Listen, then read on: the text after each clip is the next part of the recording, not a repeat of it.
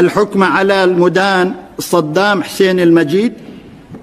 بالإعدام شنقا حتى الموت لارتكاب قتل عمد كجريمة ضد الإنسانية وفق المادة 12 أولا أليف بدلالة المادة 12 أولا. ساقدي دحي بشي لويتنا سدحي tobankeeda 2003 jiinka webiga Tigris ee dalka Ciraaq jawigu waa mid kacsan ciidamada sida gaarka u tababaran ee Task Force 121 ayaa dhexda u xirtay fulinta howlgal aan caadi ahayn 235 maalmood ah ninkii tawaneeyay sana ahaa calansidaha dunida Carabta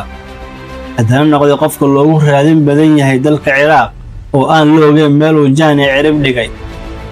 waxa uu ku guuleystay inuu ka dhuunto indhaha sirdoonka ugu awoodda badan dunida laakiin caawa baadi goobkaas ma ku soo dhamaan doono qasiyadii quruxda badnaa ee lagu yaqaanay balse wuxuu ku dhow yahay in lagu soo afjaro dhoobo ah oo ku dhex yaala beer cidla ah maanta waxaan ka sheekayn doonaa qaabkee loo soo qabtay madaxweynihii hore ee Ciraaq Saddam Hussein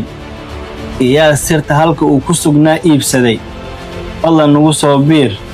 muuqaalkan like saar aragtidaada nagula wadaag commentiga.